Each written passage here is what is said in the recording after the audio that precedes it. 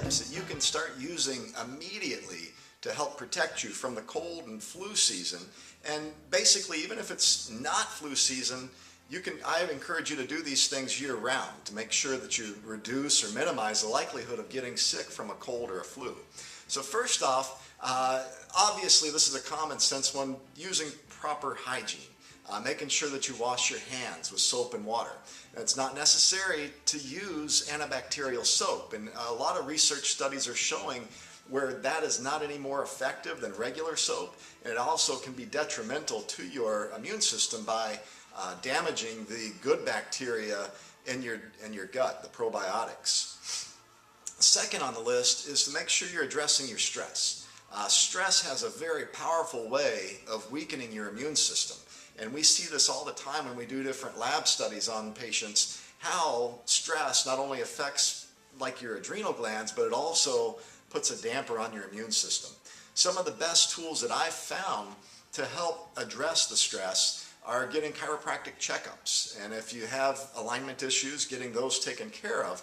And it's been proven through research that getting chiropractic adjustments does boost your immune system function.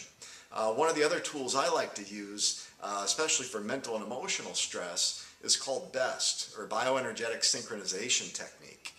Other great ways to reduce stress are just getting out for a walk in nature, spending some time in prayer and meditation every day, and massage is also a great tool for this.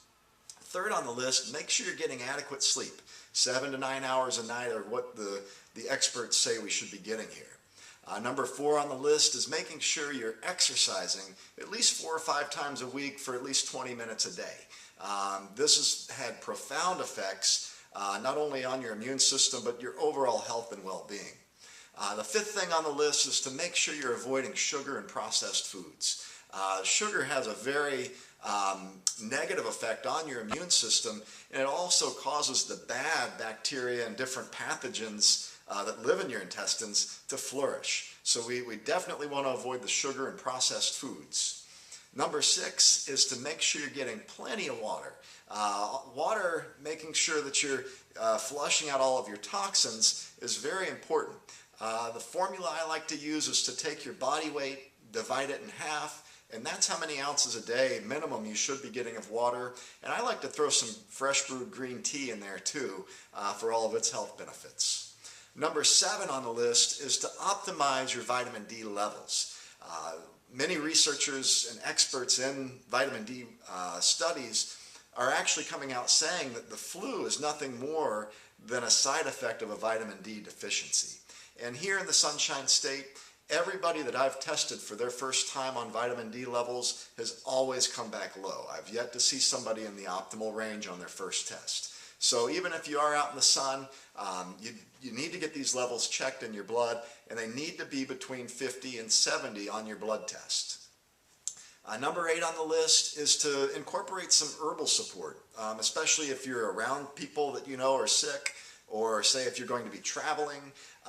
The 2 herbs that are my favorites are andrographis and echinacea. And these can be used as a prevention, they can be used as a wellness type of herb, or if you're starting to feel like you're coming under the weather, the sooner that you can start taking these, usually the better effects they're going to have. And the last one on the list, number 9, is making sure you're getting fermented foods regularly in your diet.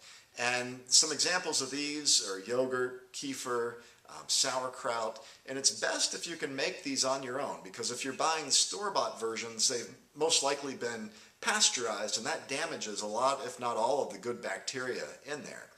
If this is not a possibility for you, then you want to regularly use some probiotics in a nutritional supplement form. So there you have it. These are 9 tips you can start using immediately today to help reduce the likelihood of getting the cold or the flu, and to help feel better and be on the top of your game. Have a great day.